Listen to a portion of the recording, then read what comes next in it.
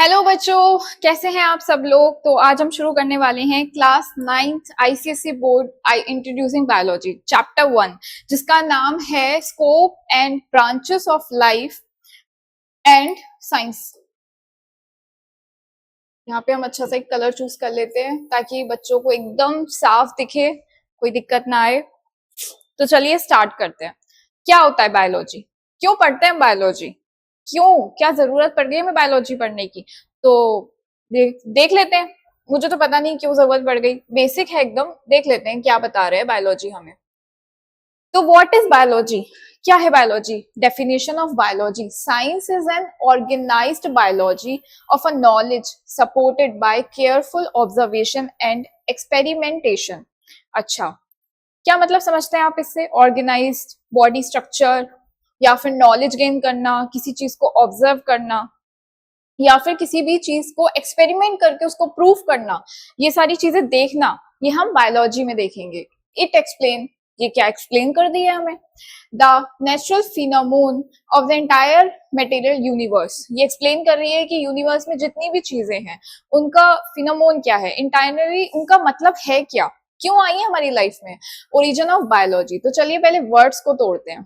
कई बार जब हमें चीजें समझ नहीं आती तो हम क्या करते हैं, छोटा छोटा उन्हें तोड़ लेते हैं, उन्हें तोड़ के देखते हैं, क्या पता हमें समझ में आ जाए। सबने देखी है ना मूवी, मूवी में क्या होता है, वो 3 इडियट्स में बोर्ड पे कुछ भी लिख देता है, बहुत सारे वर्ड्स लिख देता है, फिर हम उसको क्या करते हैं, तोड़ते हैं उन वर्ड्स को। कि जब वो बताता है कि अरे सर इसका मतलब ये था, तो वर्ड्स को हम तोड़ के देखते हैं। तो बायो मीन्स होता है लाइफ, लोगो मीन्स क्या होता है, study and knowledge. Logy, logy, logy word जब भी आएगा ना तो आपको हमेशा समझ लेना है ये किसी बारे में हमें बताना चाह रहा है, हम इसके बारे में पढ़ना चाह रहे हैं, हम इसके बारे में स्टडी कर रहे हैं, तो वहां पे लॉजी वर्ड आता है या लोगोस वर्ड आता है जब भी हमें नॉलेज गेन करनी होती है। Biology is the branch of science dealing with the study of living beings.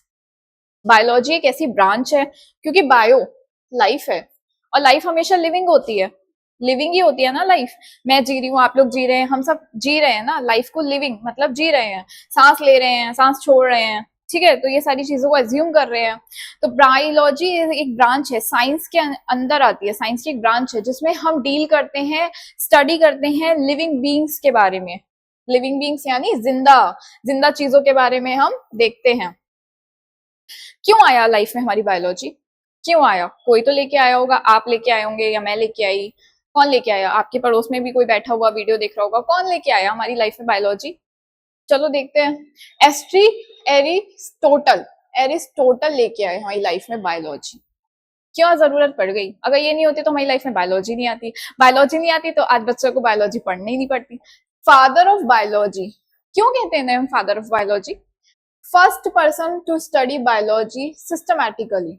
क्या मतलब होता है इस लाइन का, इस लाइन का मतलब होता है कि ये पहले पर्सन थे जो हमारी लाइफ में बायोलॉजी को लेके आए, सिस्टमैटिकली लेके आए। सिस्टमैटिकली यानी एक वे में लेके आए, ये नहीं कि ये पढ़ लो ये होता है कुछ, ऐसे नहीं, ठीक है। उन्होंने चीजों को एक्सप्लेन करना हमें सिखाया, हमें बताया कि बायोलॉजी क्यों जरूरी है हमारी लाइफ में, हम क्यों पढ़ेंगे इसके बारे में इन फ्यूचर।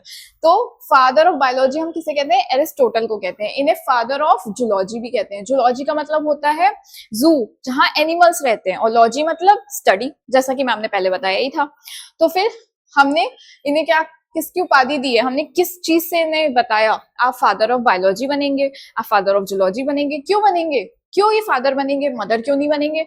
अरे भाई मेल है तो फादर ही तो बनेंगे, फीमेल को आप फादर थोड़ी ना बना दोगे। फादर ही क्यों कह रही हूँ, क्यों कह रही हूँ मैं फादर, कभी सोचा है फादर ही क्यों कह रही हूँ।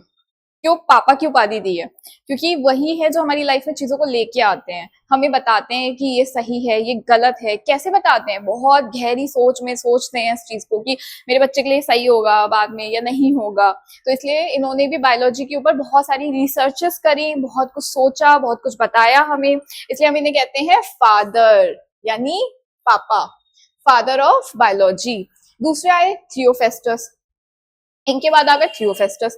कहते हैं ये लाइफ में इतना कुछ कर रहे हैं, मैं क्यों नहीं कर सकता, मैं भी कर सकता हूँ। क्या करा इन्होंने, फादर ऑफ बॉटनी बने ये। बॉटनी का मतलब होता है इन्होंने प्लांट्स के बारे में सोचा, इन्होंने एनिमल के बारे में सोचा एरिस्टोटल ने, लेकिन थियोफेस्टस ने बायोलॉजी में बॉटनी के बारे में सोचा। इन्होंने कहा कि लिविंग चीज के बारे में तो डिस्कवर करना है, आपने एनिमल कर लिया कोई बात नहीं, मैं प्लांट कर लेता हूँ, वो भी तो लिविंग होते हैं। तो हमें प्लांट के बारे में सोचा, हमने नहीं, थियोफेस्टस ने सोचा, इसलिए इन्हें क्या कहते हैं, फादर ऑफ बॉटनी। अगर उस टाइम पे हम होते ना और हम इन चीजों के बारे में सोचते तो आज हमारा नाम लिखा होता है शायद। हिप्पोक्रेटस, इन्होंने मेडिसिन के बारे में सोचा, इन्होंने कहा इसने ये डिस्कवर कर लिया है। थियोफेस्टस ने बॉटनी डिस्कवर कर लिया, अब मैं क्या डिस्कवर करूँ यार, मैं क्या किस बारे में बात करूं, मैं मेडिसिन के बारे में बात कर लेता हूँ। क्यों, अरे दवाइयां भी तो हमारी लाइफ में उतनी जरूरी होती है ना, हम बीमार पड़ते हैं तो भी हमें दवाइयों की जरूरत पड़ती है, कैसे काम कर रही है दवाइयां हमारी बॉडी में, मैं इन सब चीजों के बारे में सोच लेता हूँ। तो इन्होंने इसके बारे में सोचा, इसलिए हम क्या कहते हैं, father of medicine. Next, the invention of microscope. ठीक है, बायोलॉजी में लिविंग चीजें आती हैं, क्या आंखों से दिखाई दे रही है लिविंग चीजें, हाँ कुछ कुछ दिख रही है, सब दिख रही है, सेल दिख रही है नहीं, वायरस दिख रहा है, बैक्टीरिया दिख रहा है आगे से जाता हुआ नहीं, नहीं दिख रहा है, कैसे देख सकते हैं फिर हम। अब हमारी लाइफ में वायरस बैक्टीरिया चीजें आ चुकी हैं, सबने देखा था ना, कोविड हुआ था तो वायरस वायरस नाम सबने सुना था, हमारी लाइफ में ये चीजें आ चुकी हैं, बट क्या वायरस को मैं ऐसे क्यों नहीं देख पा रही हूँ भाई, आंखों से नहीं देख पा रही हूँ, क्योंकि वो इतना छोटा है, इतना छोटा है कि हवा में है, ठीक है, आपकी स्किन के ऊपर कहीं है, आपकी बॉडी के अंदर कहीं है, आप नहीं देख पा रहे हो ऐसे। तो हमें किसकी जरूरत पड़ रही है, माइक्रोस्कोप की जरूरत पड़ रही है, जिसे हम कहते हैं कंपाउंड माइक्रोस्कोप, जो आप लोगों ने अपनी स्कूल में लैब्स में रखा हुआ देखा होगा, 12th क्लास के भैया दीदी सब लोग उसमें ऐसे करके लगा के आंख में देखते हैं ना, जूम करके चीजों को, ठीक है, तो हमें चीजें दिखाई देती है, तो इसलिए हम उन्हें क्या कहते हैं, कंपाउंड माइक्रोस्कोप, जो हम लोग यूज कर रहे हैं नॉर्मली। ठीक है, डिस्कवरी को अलाउ किया उसने, माइक्रो ऑर्गेनिज्म। क्या होते हैं माइक्रो ऑर्गेनिज्म, जितने भी माइक्रो, फिर वर्ड को तोड़ेंगे, शुरू करें, वर्ड को तोड़े, चलिए आप भी ट्राई करिए मेरे साथ। माइक्रो मीन्स क्या होता है, छोटा, सूक्ष्म, एकदम सूक्ष्म, छोटा सा। और ऑर्गेनिज्म में क्या होता है, ऑर्गेनिज्म होता है लिविंग चीज, बट वो तो बहुत छोटी है, हमें दिखाई नहीं दे रही, तो कौन हो सकते हैं ऐसे, एग्जाम्पल में वायरस, कौन हो सकते हैं, वायरस, माइक्रो ऑर्गेनिज्म में बैक्टीरिया, जिनको भी हम माइक्रोस्कोप में देखते हैं ना, वो सारे माइक्रो ऑर्गेनिज्म, सेल, ठीक है, जिसके उसके अंदर जितने भी ऑर्गेनिज्म छोटे छोटे होते हैं, माइक्रो ऑर्गेनिज्म, वो सारे, तो वो सब क्या है, माइक्रो ऑर्गेनिज्म। फंगस, ये सब आगे क्लास में आएगा। Identify the cells as a basic unit of life, इन्होंने बताया माइक्रोस्कोप में देख के कि जो सेल है वो बेसिक यूनिट है हमारी लाइफ की। बहुत सारी सेल्स मिलके हमें बनाया है, छोटी छोटी छोटी छोटी ब्रिक्स जैसी बहुत छोटी छोटी सेल्स ने मिलके हमें बनाया, तो वो एकदम बेसिक सी यूनिट है हमारी लाइफ की, बेसिक। ठीक है, extend study from the visible structure to molecular and atomic level molecular biology. हमने स्टडी को आगे बढ़ा, एक्सटेंड किया, बढ़ाया, तब हमने देखा कि एक मॉलिकुलर बायोलॉजी वर्ड होता है, एक सेल होती है जिसमें डीएनए होता है, डीएनए की बात करेंगे, प्रोटीन्स की बात करेंगे, ठीक है, तब हम किसकी बात करेंगे, मॉलिकुलर बायोलॉजी के बारे में पढ़ेंगे। मॉलिकुलर बायोलॉजी मतलब जब भी हम डीएनए के बारे में पढ़ाई करते हैं, आरएनए के बारे में पढ़ाई करते हैं। अब बायोलॉजी से आप लोगों ने अपने आप को जोड़ लिया है, साइंस की एक फील्ड है जिसमें बायोलॉजी आता है, तो ये सारी चीजें भी हमें अब अपनी जिंदगी से जोड़ लेनी है, जैसे कि डीएनए, आरएनए, बैक्टीरिया, वायरस, इनके बारे में एकदम इंटरेस्टिंग चीजें पढ़ेंगे। ओ माय गॉड, ये वायरस ऐसे भी करता है, अरे वाह, वायरस जो 19 में आया था, कोविड-19 में दिखाई दिया था, वो ऐसा था, बहुत इंटरेस्टिंग चीजें। बॉटनी, क्या है botany, derived from the botany, ठीक है, pasture, the study of plant, उसके स्ट्रक्चर, उसका फंक्शनल एस्पेक्ट, ये सब किस में आता है, बॉटनी में आता है। ड्राइव्ड फ्रॉम जून यानी animal, the study of animal life, zoology, और उसका बिहेवियर किस में आता है, जूलॉजी में आता है। ये एनिमल कैसे बिहेव कर रहा है, अभी कोई सीजन आ रहा है, एनिमल कैसे बिहेव कर रहा है, एनिमल अभी क्या कमांड चाह रहा है, ठीक है, ये सारी चीजें हम जूलॉजी के अंदर पढ़ते हैं। Human biology, study of man as a living organism is a relationship within other living beings.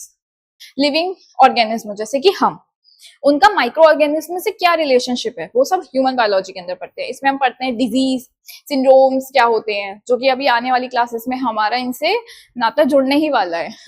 तो रिलेशनशिप जो भी होगा ना हमारा लिविंग ऑर्गेनिज्म के लिए, वो सारा हम किस में पढ़ेंगे, ह्यूमन बायोलॉजी में पढ़ेंगे। नेक्स्ट, ब्रांचेस ऑफ बायोलॉजी, बहुत सारी ब्रांचेस हैं, सबके बारे में स्टडी करेंगे क्या, हाँ बिल्कुल करेंगे। एक साथ कर लेंगे क्या मैम, नहीं नहीं, धीरे धीरे करेंगे, एक साथ मेरे बच्चों को कितनी परेशानी हो जाएगी।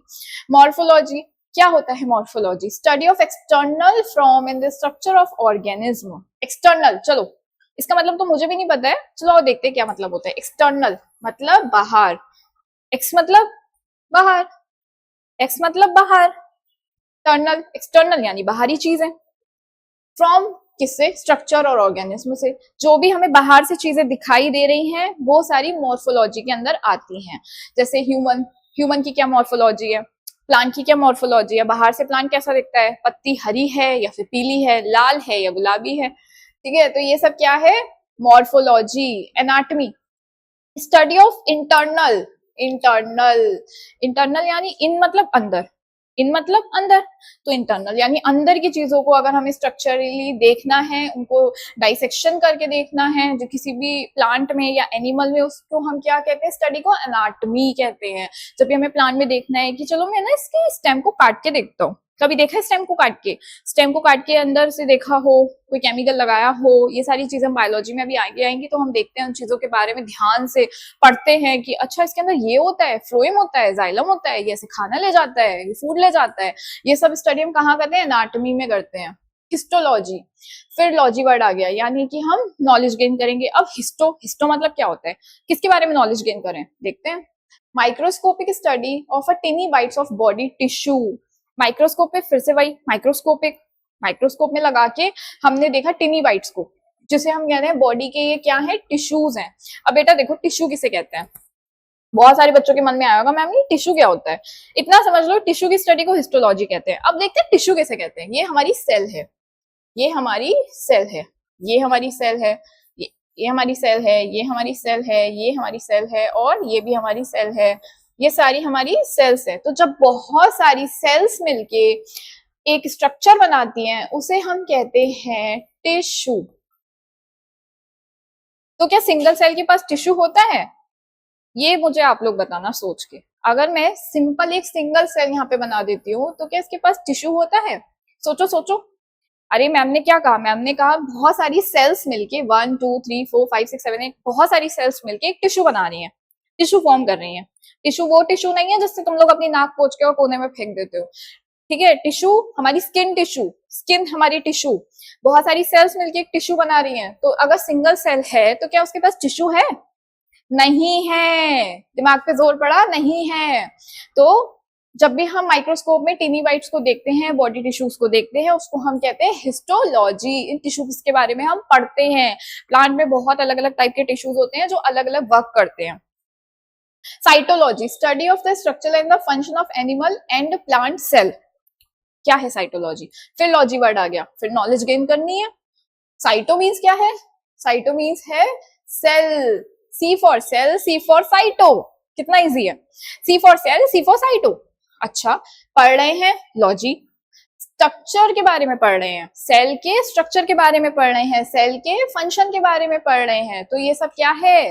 साइटोलॉजी। जब हम सेल के फंक्शन के बारे में पढ़ते हैं, सेल के स्ट्रक्चर के बारे में पढ़ते हैं, तो उसे हम क्या कहते हैं? साइटोलॉजी। अब ये मैंने सेल ली है, मैं इसके अंदर देख रही हूँ क्या है, न्यूक्लियस है, साइटोप्लाज्म है, कोई लिक्विड ही पानी पानी सा भरा हुआ है, कुछ गाढ़ा गाढ़ा सा भी है, कुछ फ्लोट भी कर रहा है। तो ये सारी चीजों को अगर मैं पढ़ने बैठ जाऊं तो मैं क्या कर रही हूँ? साइटोलॉजी पढ़ रही हूँ। Molecular biology, study of life at the level of molecular molecules, यानी डीएनए के बारे में पढ़ रही हूँ, प्रोटीन्स के बारे में पढ़ रही हूँ। तो ये सब क्या है? मॉलिकुलर बायोलॉजी के अंदर आते हैं। Move to the next slide. Branches of biology, क्या है ब्रांचेस? पीछे तो मैंने पढ़ा था कि ब्रांचेस ऑफ बायोलॉजी होता है, अभी रह गया है क्या? स्ट्रक्चरली हमने पढ़ा था, अब हम कैसे पढ़ेंगे? फंक्शनली। फंक्शनली बायोलॉजी हमारी लाइफ में कैसे काम करता है वो भी तो देखना बाकी है ना। Branches, physiology, function process of organism. Physiology, कैसे ऑर्गेनिज्म क्या फंक्शन कर रहा है, कब खाना खाने जाता है, कब नहाने जाता है, कब बैठता है, कब घूमता है, ये सब के बारे में, कब कौन सा काम वो कर रहा है। तो ये सब अगर मैं पढ़ने बैठ जाऊं तो मैं क्या कहूंगी? मैं फिजियोलॉजी पढ़ रही हूँ। व्हाट इज एम्ब्रियोलॉजी, एम्ब्रियो का डेवलपमेंट। जब तुम लोग अपनी मम्मी के पेट में थे ना, छोटे छोटे से एकदम नन्हे से, 1 मंथ 2 मंथ 3 मंथ्स के, ठीक है, मम्मी से पूछना मम्मी में कितना छोटा था, ठीक है, तो उसको हम कहते हैं एम्ब्रियो। यानी एम्ब्रियो, छोटा एकदम टाइनी सा बच्चा जब मम्मी के पेट में होता है ना, उसको हम एम्ब्रियो नाम से बुलाते हैं, ठीक है। ऐसे ही प्लांट के पास भी होता है, जब प्लांट का एकदम छोटा सा सीड होता है ना, जो बीज होता है, ठीक है, उसको भी हम क्या कहते हैं? एम्ब्रियो। अब आते हैं नेक्स्ट, टेक्सोनॉमी। क्या है टेक्सोनॉमी? किसी भी लिविंग ऑर्गेनिज्म का ध्यान से सुनिएगा, किसी भी लिविंग ऑर्गेनिज्म का नेमिंग करना, उसको क्लासिफाई करना, उनको अलग अलग बिहाफ पे डिवाइड करने को हम कहते हैं टेक्सोनॉमी। नेमिंग करना और क्लासिफिकेशन करना टेक्सोनॉमी कहलाता है। What is ecology? ऑर्गेनिज्म के बारे में पढ़ाई करना। सब साफ सीधी सी बात है भाई, ऑर्गेनिज्म है कोई, वो अपनी लिविंग बीइंग है, उसके बारे में देखना है हमें। और इन्वायरमेंट में उसका क्या रिलेशनशिप होता है। बहुत सारे ऐसे ऑर्गेनिज्म आएंगे जो एक दूसरे को इन्वायरमेंटली फ्रेंडशिप करके बैठे होते हैं, ठीक है। बहुत सारे ऐसे ऑर्गेनिज्म आते हैं, जैसे अर्थवर्म। सबने पढ़ा है ना, अर्थवर्म कैसा होता है? फार्मर्स फ्रेंड होता है। क्या फार्मर उसको अपने घर में रख रहा है? नहीं। क्या फार्मर कह रहा है कि मैं तुम्हें पैसे दूंगा अर्थवर्म, प्लीज मेरा काम कर दो? नहीं। अर्थवर्म को बचपन से पता है कि मुझे फार्मर का फ्रेंड बनना है, क्योंकि मुझे जो मिट्टी है, सॉइल है, उसको फर्टिलाइज करने का काम करना है, अच्छे से उसकी खपत करनी है ना। तो ये उनका दोनों का एक अच्छा रिलेशनशिप है, केचुए का, अर्थवर्म का अपना आपस में एक अच्छा रिलेशनशिप है, ठीक है। वो फार्मर्स फ्रेंड है। अगर मैं इसकी स्टडी करती हूँ तो इकोलॉजी, जहां भी इको वर्ड आता है ना, E for eco, E for environment, ठीक है। तो अगर इको वर्ड आता है, हमने बहुत सारी चीजें सुनी है ना, जब हम होली दिवाली खेलते हैं तो हम क्या सुनते हैं? इको फ्रेंडली बनिए, इको फ्रेंडली बनिए, पटाखे ऐसे मत फोड़िए कि धुआं हो, पॉल्यूशन हो। तो हम क्या कर रहे हैं? क्या नेचर ने मुझसे कहा है कि मैं धुएं में परेशान हो रहा हूँ, लेकिन मुझे उसके प्रति फ्रेंडशिप है ना, कि मेरा नेचर खराब नहीं होना चाहिए, तो मैं इको बन रही हूँ, उसके लिए इको फ्रेंडली बन रही हूँ, चीजों को मैं इको फ्रेंडली बना रही हूँ, है ना। तो ऑर्गेनिज्म और एनवायरमेंट की स्टडी हम इको फ्रेंडली इकोलॉजी कहते हैं उसे। Genetics, what is genetics? क्या है जेनेटिक्स? हेरिडिटी के बारे में पढ़ना, वेरिएशन के बारे में पढ़ना। क्या आप लोग अपनी मम्मी के पापा के बिल्कुल सेम दिखते हो? बिल्कुल सेम नहीं ना, थोड़ा थोड़ा सिमिलर दिखते हो सकता है मम्मी चश्मा लगाती हो, आप नहीं लगाते हो, आप लगाते हो, आपका छोटा भाई नहीं लगाता, घर में कोई भी नहीं लगाता, बट आप लगाते हो। बहुत सारी चीजें एकदम सिमिलर नहीं हो सकती ना, कुछ कुछ चीजें होती हैं जो मिलती जुलती होती हैं। जब इनके बारे में पढ़ेंगे तो हम क्या पढ़ेंगे? जेनेटिक्स। एक प्रॉपर चैप्टर है जेनेटिक्स, और बहुत बढ़िया चैप्टर है, बहुत मजा आता है उसमें सीखने में। काय का डायग्राम दे रखा है बच्चों, ये कौन है? ये कौन है जिसका डायग्राम यहाँ पे खड़ा कर दिया? ये क्या डायग्राम बना रहे हैं ये? What is this? ये है हमारा डीएनए। क्या है हमारा? DNA. Other systematic branches, palynology, evolution, biogeography. चलो पढ़ते हैं। मैंने भी नहीं पढ़ी है, मैं भी आप लोग के साथ ही सीख रही हूँ। पेलिनोलॉजी क्या होता है? क्या होता है पेलिनोलॉजी? चलो देखते हैं। स्टडी ऑफ पेरा historic life, pre historic life. हमसे पहले भी कुछ लाइफ थी क्या? क्या हमारा भी कुछ इतिहास रहा है? हाँ मैम बिल्कुल रहा है। हम किससे सिमिलर दिखते हैं बच्चों? कहीं सुना होगा ना कि जो बंदर होते हैं वो हमारी तरह होते, मतलब हम बंदरों से आए हैं। कभी सुने हैं? बच्चों ने सुना होगा जरूर कि हम बंदरों से आए हैं। ये तो हमारे दादी बाबा जैसे लगते हैं, हमारे क्या है, पूर्वज हैं हमारे। क्यों है? क्योंकि हम इनके बारे में प्री हिस्टोरिक लाइफ, जब हम लाइफ डायनासोर्स के बारे में सुना है, डायनासोर्स निकल के आए, तो हमें कैसे पता लगा कि हमारे आने से पहले डायनासोर्स थे लाइफ में? कैसे पता लगा? क्यों? क्योंकि उनकी हड्डियां रह गई, उनकी हड्डियों को फिर हमने स्टडी किया तो हमने बताया कि ये इतने साल पुराने थे, ठीक है। हम लोग डायनासोर के बारे में पढ़ते हैं, देखते हैं, मूवीज देखते हैं, बड़ी बड़ी जुरासिक पार्क्स देखते हैं मूवी में। तो डायनासोर को कौन लेके आया? भूत है क्या डायनासोर? नहीं, डायनासोर थे, बिल्कुल थे, लेकिन उनके जो फॉसिल्स रह गए उन्होंने हमें बताया कि हम यहाँ एक टाइम पे धरती पे, अर्थ पे थे, और तुम लोगों से पहले थे। तो उनकी हड्डियों ने बताया। तो वो जितनी भी पुरानी चीजें हमें बताती है ना उनके बारे में, वो होती है फॉसिल, यानी रॉक्स। कहाँ मिलेंगी हमें? रॉक्स में मिलती हैं, ठीक है, पत्थरों में मिलती हैं, अंदर जमीन के अंदर गड़ी मिलती हैं। चीजें धीरे धीरे कंपोज होती रहती है, धसती रहती हैं, फिर हमें बहुत साल बाद मिलती हैं। Evolution, origin of granular differentiation of a various species of organism. वही क्या है इवोल्यूशन? जब डिफ्रेंशिएट हम ऑर्गेनिज्म को बहुत सारी अलग अलग स्पीशीज के ऊपर डिफ्रेंशिएट करते हैं, तब हम उसे कहते हैं इवोल्यूशन। बंदर से हम बने, ये एक लाइफ में डिजास्टर चेंज आया, बंदरों से हम बन गए, ठीक है। इवोल्यूशन में देखा है ना, बंदर पहले ऐसे झुक के चलता था, फिर वो धीरे धीरे धीरे खड़ा हो गया एकदम अपने दो पैरों पे, तो वो मैन बन गया। ऐसे करके डायग्राम आते हैं, तो उसमें हम इवोल्यूशन के बारे में पढ़ते हैं। Biogeography, geographic distribution of plant and animal. इनका जियोग्राफिकली डिस्ट्रीब्यूशन करना प्लांट और एनिमल्स का, उसमें हम पढ़ते हैं biogeography. Parasitology, the study of parasite की study that live on the inside other for the food. जो पैरासाइट्स होते हैं ना, ये वर्ड लिखा है पैरासाइट। क्या होता है पैरासाइट? पैरासाइट का मतलब होता है तुम मुझे रहने की जगह भी दो, मैं तुम्हारा खून भी पीऊंगा। ये पैरासाइट होता है। मैं पैरासाइट हूँ, मैं तुम्हारी बॉडी में रहूंगा और तुम जो खाना खाओगे उससे तुम्हारे खाने को थोड़ा थोड़ा अपने आप पेट भरता रहूंगा। ये होता है पैरासाइट। ये एक और ऐसे ऑर्गेनिज्म होते हैं जो लिव करते हैं, जीते हैं इनसाइड अदर, किसी और की बॉडी में जिएंगे। किसके लिए जिएंगे? रहने के लिए और खाने के लिए। तो उसे हम कहते हैं पेरिस्टोलॉजी। जब हम इसके बारे में पढ़ते हैं तो हम उसे कहते हैं पेरिस्टोलॉजी। बैक्टीरियोलॉजी, साइंटिस्ट स्टडी कर रहे थे बैक्टीरिया में, उन्होंने देखा इनका क्या रोल होता है। साइंटिस्ट स्टडी कर रहे हैं बैक्टीरिया के बारे में तो हम बैक्टीरियोलॉजी पढ़ते हैं। बैक्टीरिया बताते हैं कि मैं हेल्थ हेल्थ के लिए अच्छा भी हूँ और बुरा भी हूँ, मैं डिजीज भी करता हूँ और तुमको अच्छा भी रखता हूँ। तो बैक्टीरिया कहाँ होता है? बैक्टीरिया दही जमाया है सबने, सबने दही जमाया होगा। कैसे जमता है दही? सोचा है कभी? किचन में जाते हूँ, एक बर्तन में दही लेता हूँ और फिर दूसरे बर्तन में डाल देता हूँ, दही जम जाता है। क्या होता है उसमें ऐसा कि एक बर्तन से दूसरे बर्तन में जैसे ही वो ट्रांसफर होता है, वो और जो जितना दूध है दूसरे बर्तन का उसमें भी दही बना देता है। कुछ तो होता होगा ना, सर्च करना पता लगेगा। बैक्टीरिया होता है एक ऐसा, हमारे गट में भी तो बैक्टीरिया होता है, स्टमक में भी बैक्टीरिया होते हैं, अच्छे बैक्टीरिया होते हैं। और जो हमें हार्म कर रहे हैं वो कैसे बैक्टीरिया हैं? बुरे बैक्टीरिया हैं। Virology, the branches of science dealing with study of viruses. सबको पता है कोविड-19 आया था, वायरस के बारे में पढ़ाया गया था। जिंदगी में हमने पहली बार एक शब्द सुना, तब तो मैं शायद 8th में होऊंगा। कुछ बच्चे जो 9th क्लास चल रहे हैं ना ये, हाँ, तो कब तो 5 साल पहले की बात हो गई। तो बच्चे कौन सी क्लास में होंगे? 5वीं में होंगे, चौथे में होंगे कुछ, ठीक है। तो उन लोगों ने पहली बार सुना वायरस। लाइफ में एक नई चीज आ गई है, मार्क्स लगा लो सभी, वायरस।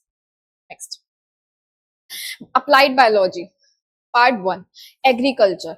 सबने खेत देखे हैं ना, खेतों के बारे में पढ़ा भी होगा, कब कौन सी डिजीज होती है खेत के ऊपर, कब कौन सा फर्टिलाइजर हमें डालना चाहिए, कब कौन सी क्रॉप यानी फसल आएगी, नहीं आएगी, ये सीजन उसका नहीं है।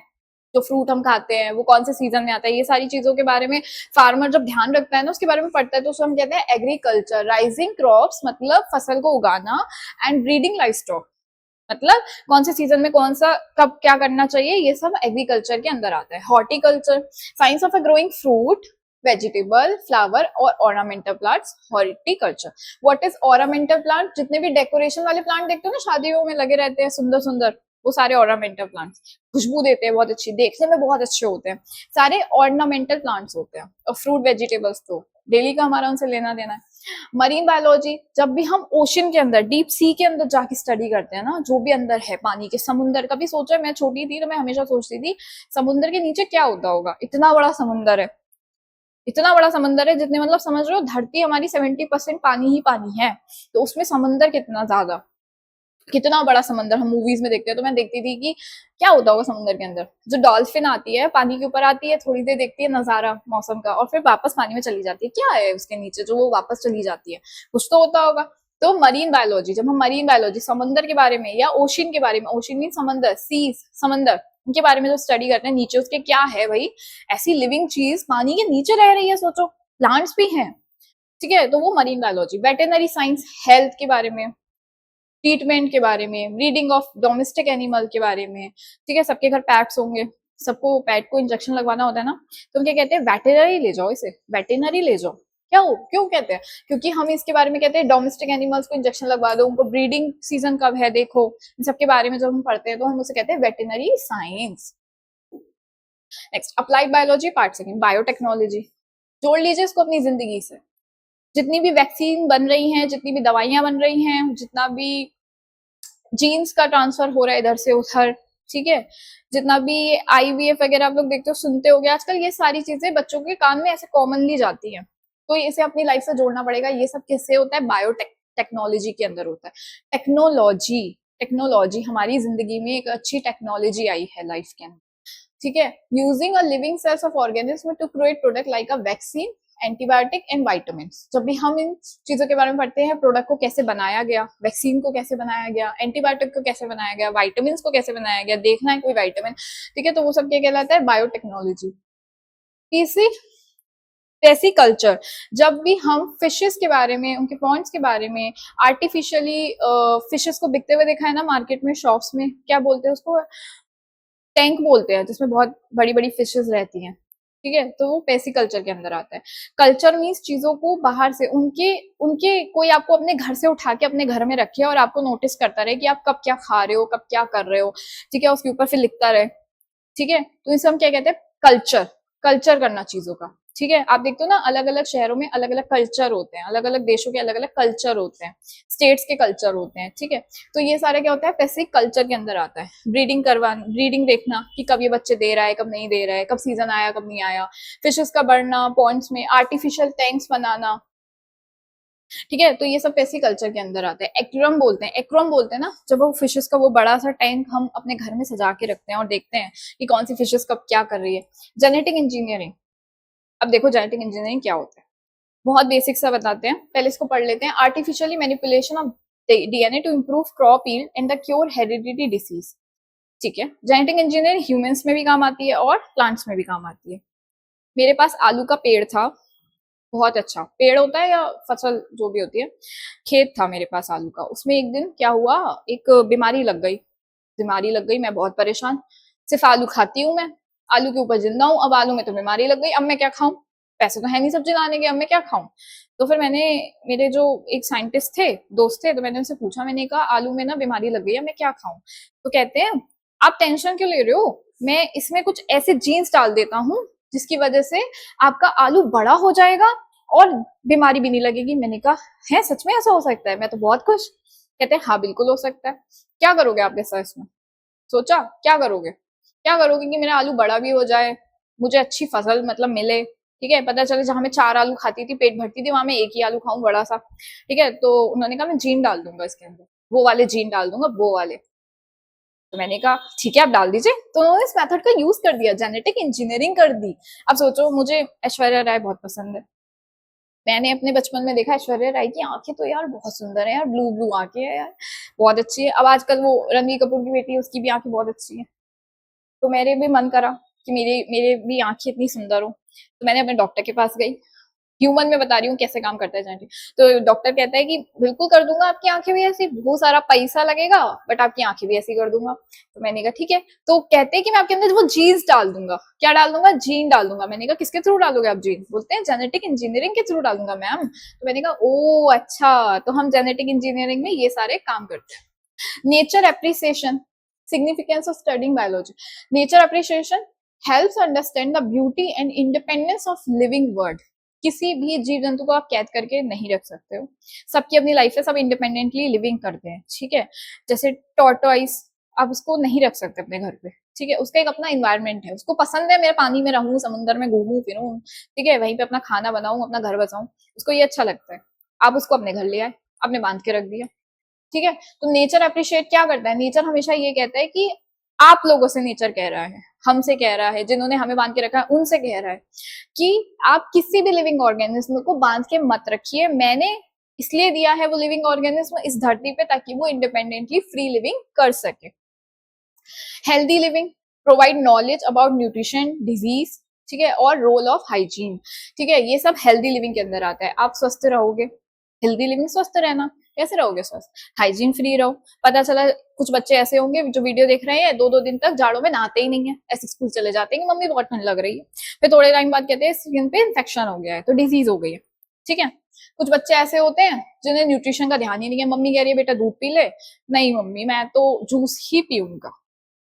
कौन सा जूस पीऊंगा, आर्टिफिशियली, जिसमें कोई भी ना न्यूट्रिएंट है, उनकी बॉडी को लग ही नहीं रहा है, यहाँ से पिया और वहीं से फिर वॉशरूम चलेगा, काम ही नहीं कर रहा है, न्यूट्रिशन की जरूरत है उन्हें, ठीक है। तो हम यहाँ पे हेल्दी लिविंग के बारे में बात करते हैं। Conscious citizen awareness of a problem like a pollution, population and conservation.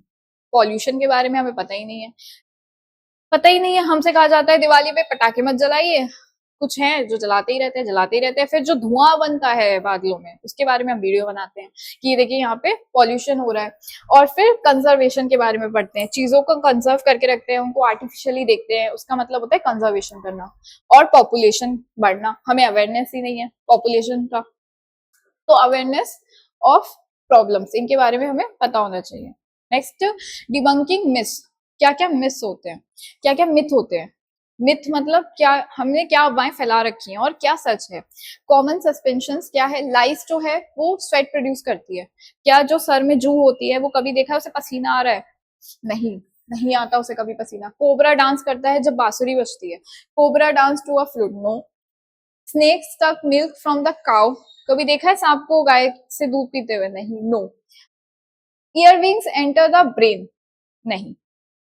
Biology reality क्या है, biology teachers us to look for a evidence. Biology हमें क्या बताती है, एविडेंस के बेस पे ही बायोलॉजी को हम पढ़ते हैं, चीजों को एविडेंस के बेस पे पढ़ते हैं। It removes the fear of suspension and replace it with logic and scientific understanding.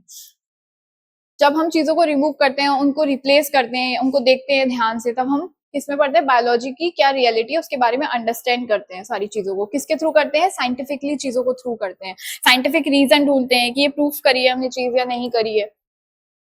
Next, check your progress.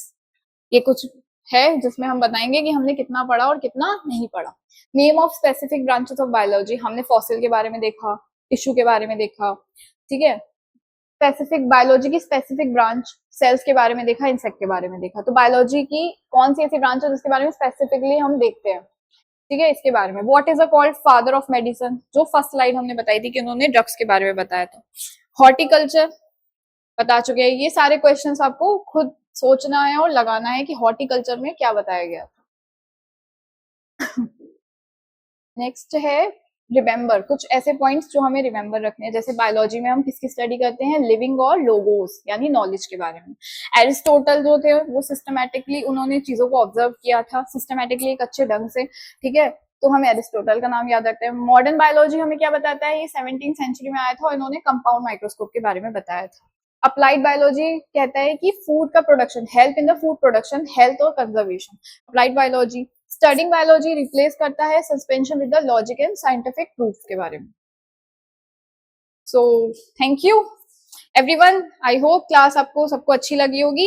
तो ये एकदम बेसिक है बायोलॉजी का, जब भी आगे आप पढ़ोगे तो चीजें कॉम्प्लेक्स होती जाएंगी, और बेसिक से अगर आप नहीं चलोगे तो फिर आगे चीजें आपको समझ में नहीं आएंगी।